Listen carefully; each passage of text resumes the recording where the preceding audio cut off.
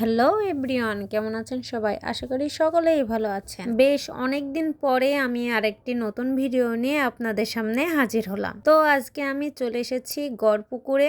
আর এই গড়পুকুরে এসে দেখি এখানে নানা রকম স্টলগুলো বসে আছে। আমি যেহেতু আসরের পরপরে চলে গিয়েছিলাম, স্টলের লোকগুলো কেউ কেউ রেডি হচ্ছিল, কেউ ভাজছিল, কেউ ফুচকা বানাচ্ছিল, নানান কাজে ব্যস্ত ছিল। দেখলাম এই স্টলগুলো ছিল আপনার মেহেরপুর পৌরসভার সামনে। কোনো একটা কারণবশত স্টলগুলো উঠিয়ে দেওয়া হয়েছে এবং গড়পুকুরের এখানেই এই স্টলগুলোর জায়গা করে দেওয়া হয়েছে। বেশ কিছুদিন আগে এই কাজটা করা হয়েছে। আমি শুনেছিলাম যে স্টলগুলো এখানে তুলে দেওয়া হয়েছে, তো আমি আসতে পারিনি কোনো একটা কারণবশত। তো আমি আজকের বিকেলটা কিন্তু চলে আসলাম এই গড়পুকুরে। বিকেল বেলার দিকে গড়পুকুরে এসে বসে থাকা যে অন্যরকম একটা ভালো লাগা কাজ করছিল।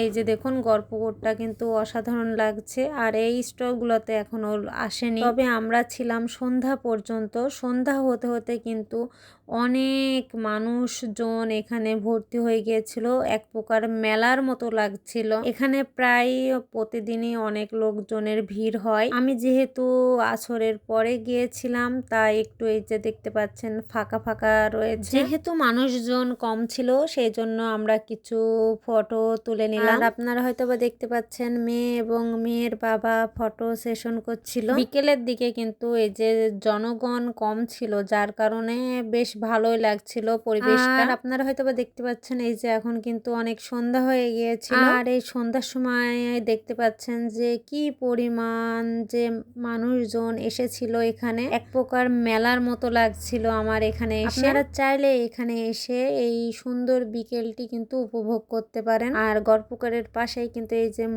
মসজিদটাও কিন্তু অসাধারণ। আর আমরা একটু এই যে গড়পুকুরের এই পাশে গিয়েছিলাম, এ পাশ থেকে ও পাশের দৃশ্যটা অসাধারণ লাগছিল। আর আমার ভিডিওটির ভালো লাগলে লাইক কমেন্ট শেয়ার করবেন। আর আমার ভিডিওটি দেখার জন্য সকলকে অনেক অনেক ধন্যবাদ। সকলকে আল্লাহ হাফেজ।